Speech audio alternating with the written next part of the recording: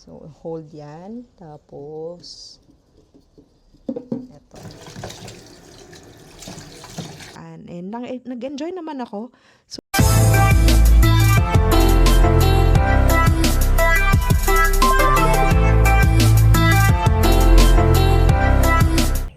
hi guys, what's up? So, andito na naman po tayo sa labas ng bahay. Ayan, so lagi niyong nakikita na nandito tayo. But anyway, it's Saturday today. Ayan, so kakatapos lang namin magkape ni Mix. So, nandito si Mix. She will work at 7 p.m. Okay? So, anyway, pumunta tayo sa Baguio kahapon. And, yeah, ang ginagamit ko yung cellphone ngayon. And unfortunately, kahapon, nawala yung ginagamit nating camera. Okay, yung ginagamit natin, kung nakikita yung may mga videos tayo, di ba, mga POVs, yeah. Ewan ko kung nahulog or nanakaw. Tapos, ang dami ko pang mga videos, clips na nakuha dun sa Baguio kahapon. So anyway, moving forward, diba, ayaw naman natin mag-isip kung wala na nandun na talaga. Diba, silver lining maybe yung nakapulot doon is nangangailangan talaga ng pera. Okay, so ayaw naman natin. So yeah, hindi naman nila kasalanan kung nahulog, diba? Parang feeling ko nahulog yun. Anyway, so update natin itong mga plans natin. So thank you so much sa mga nanonood at bagong mga viewers natin ngayon. So ito yung pechay natin, guys. So ayan. Ito di ba naalala nyo, may video tayo dito na naglagay tayo ng mga seeds dyan. So ito yung seedling. Ayan. Mayroon na siya. Ito. So actually marami yan. Marami ko. And mayroon tayo doon. Actually wala pa to hindi pa natin nalagyan. So lalagyan natin yan mamaya. And andito na yung mga malalaki na yung mga tomatoes natin, guys. Lagyan na natin dito. Yan. Para makabreed sila. So gustong gusto kong ginaganito kasi nga maganda sa sa roots niya. Yan. Dito. So most siguro iganon na lang natin. Ayan. Alisin natin yung mga nandito sa taas para ito. Ayan. Ito din. So i-prune na lang natin, no? Para pupunta yung nutrients dito sa taas. Actually, napapanood ko lang din yung mga ginagawa nila. Ayan. So, pruning natin. Ayan na. Ito pa. Mayroon ulit dito. Actually, ito na-prune ko na to pero i-prune ulit natin. Ayan. Isin natin to. So, huwag tayong manghinayang kung maalis natin. Kasi, mabibenefit naman yung mga nandito sa taas.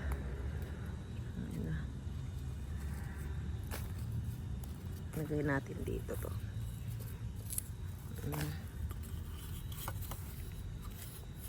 Then, ito din. Ito talagang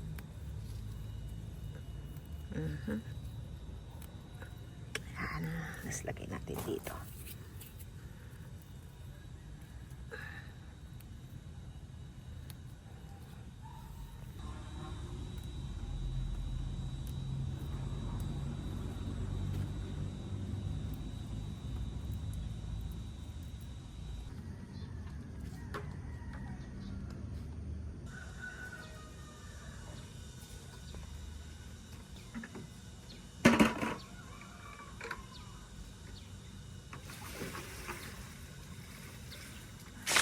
So, ayun nga guys, no?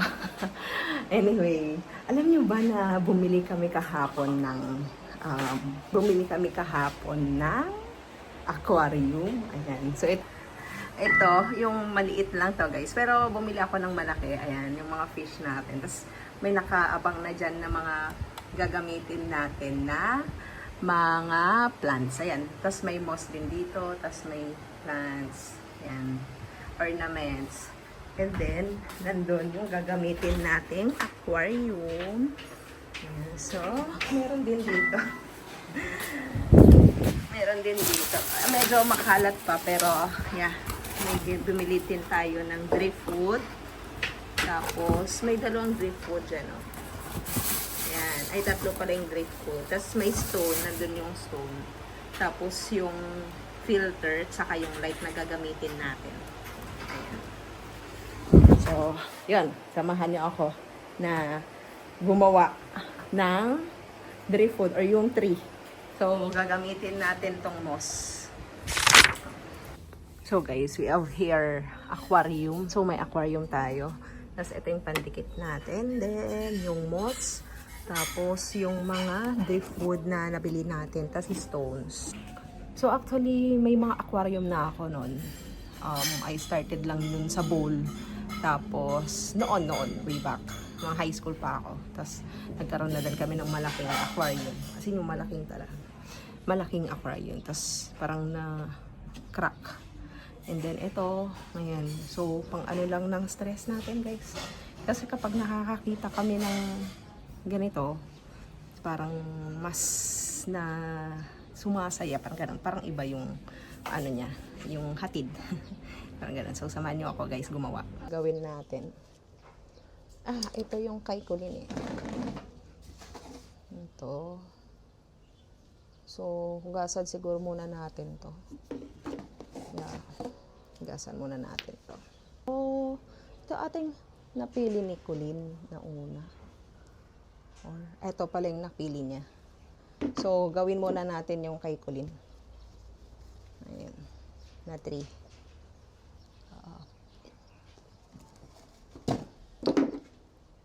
So, ang cute nang sa kanya. Yan.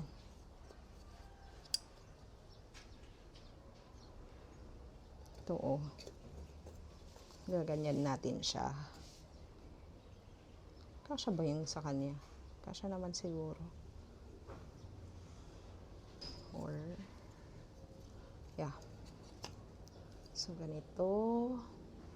Then, siguro kukuha tayo dito. Lang.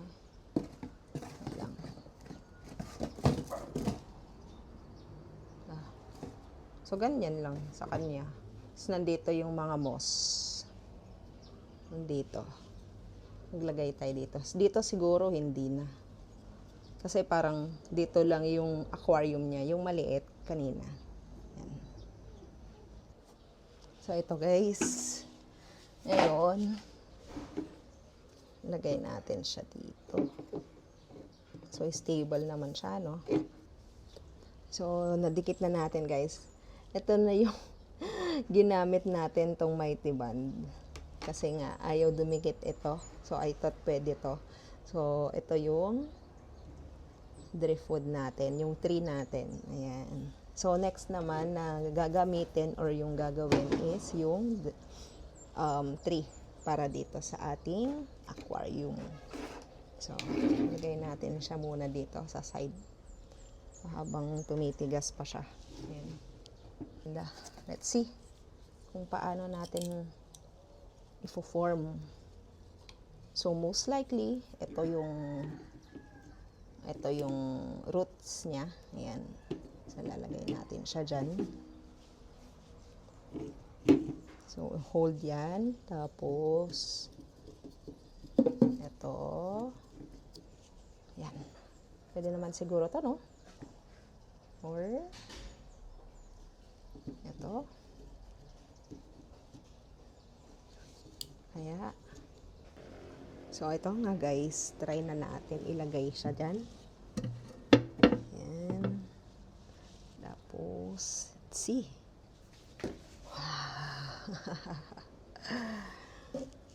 So, ganyan ang mangyayari.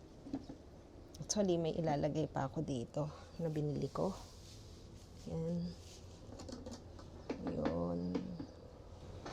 So, guys, ito yung ulam natin today. Paanang manok. Ayan. Hello! Adidas. So, adobong manok pero papalambutin muna natin. And then, we have also upo. So, magluluto tayo ng upo mamaya. Ayan. So, ito. Aalisin din natin yan. Aalisin natin yung mga kuko niya, guys. Hindi pa pala nalinisan. So, linisan muna natin. Okay? Yan. Yung paa. So, alisin muna natin to. Alisin natin tong skin niya dito. Ayan. So, actually, minsan mahirap din alisin eh. Yun o. Naalis na. Ayan. So, then, lalagyan natin mamaya ng asin para malinisan. So, ganyan siya.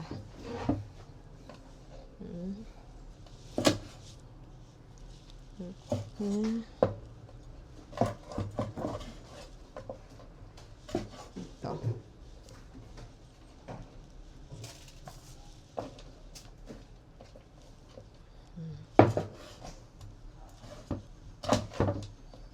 Pero parang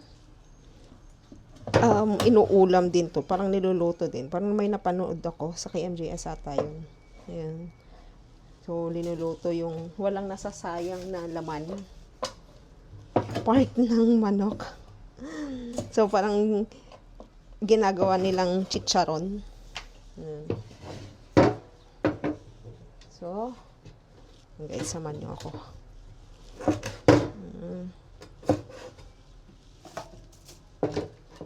Para mabilis.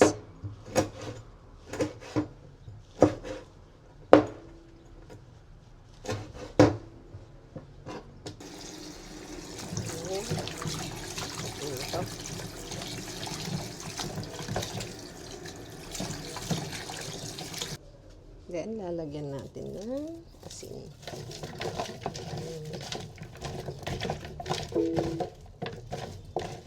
Ang linis. Lalagay na dito. So guys, nakagawa na tayo ng, na-slice na natin yung upo. So aside doon sa feet na ulam natin, so magluluto tayo ng ginisang upo. But, ito muna yung nalagay na natin yung meat. Ayan. So, isisig natin, guys. Then, after that, lalagyan. So, guys, niluluto na natin itong meat. Aray ko. So, ibra-brown lang natin to. Then, ilalagay na natin yung bagoong. Yan. Then, ito naman, hanguin natin. Ipunta natin doon. So, guys, yan. Nilagay na natin yung alamang, tapos yung garlic. Ayan. Tapos, lulutuin na din natin to yung feet. So, yun. And then, next naman, ito, once na, okay na siguro to, no? Or, nagdagan ko pa yung ano niya. Sige. Yung gigisain talaga ng maayos. Para mas masarap. Then, next naman, itong tomatoes. Ayan. So, ilagay natin dito, guys.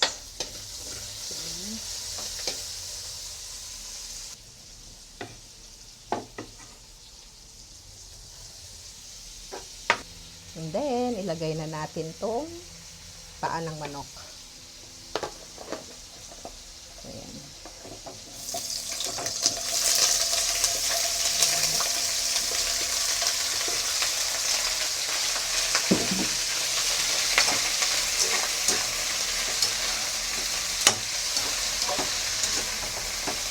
Paa ng manok natin.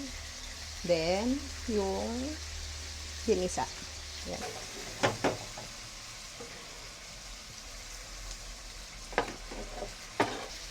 Then, ilagay na din natin tong upo.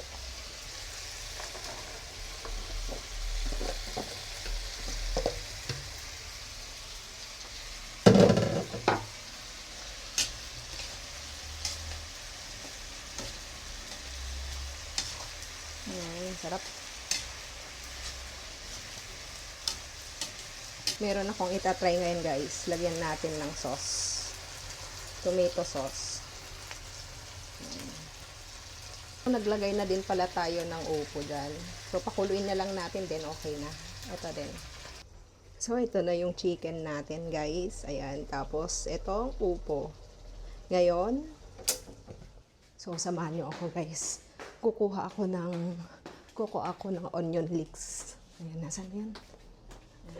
Kuha ko ng onion leeks guys. Samahan nyo ako. Diyan lang sa labas. So, actually nandito yung onion leeks ni Mama. Ayan. So, para mas dumami, kukuha tayo.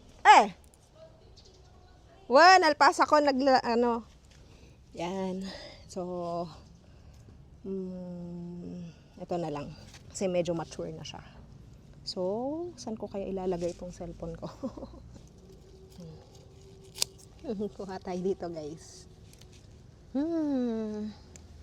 Then, ganoon na lang natin. So, nakakuha tayo ng onion leeks. Ayan. So, ilalagay natin to sa paa. Para at least may green-green naman siya. Hindi lang siya yung kulay brown. Brown ba yun? Black. Yan. At meron nga ito guys, saktong dumating yung Shopee natin. Ayan, so bumili pala ako ng lava stone. And yung nabili na pala natin is extra large. Ayan, so nilipat ko na lang from dun sa maliit na stone to dyan. Ayan, so hindi pala ako nawala yung voice dyan, kaya naka-voice over na lang ako. And now, dinidikit na natin yung moss na binili natin. So, 1 tub is 50 pesos. So, binili pa namin yan sa Baguio. And yan, na-arrange na natin. Hindi pala namin nailagay lahat ng moss. So, maliit lang pala yung magagamit dyan. And nag-enjoy naman ako so far. And I think okay naman yung binili nating lava stone. So, ayan. Ito na yung final output dyan. Pero, lalagyan pa natin yung mga nabili nating mga plants. So, nilagay na natin dyan even yung mga fish para makapag-adjust na din sila. So, nangangapa pa sila dyan. And, ang maganda dito, even yung substrate maganda din. Kasi dun sa Germany, na-try namin yung parang sand siya na kulay black. So, nangingitim yung water kapag nilagay. And yan, naging clear naman siya so far. Even nung nilagyan namin ng filter. So, si Colleen, naglalagay na din siya doon sa maliit niyang aquarium. And habang nag-work, ayan, hindi na habang nag-work, pero may 1 hour break. So, yung 1 hour break niya, win-workshop na lang namin. So guys, thank you so much. And yun lang naman for today. Ang daming mga ganap. Mga 4 o'clock na ako natapos mag-aquascape. Ayan. So, natapos na guys. Tomorrow we will video it. Ayan. So, thank you so much. And please subscribe to our channel guys. Have a great day. Bye!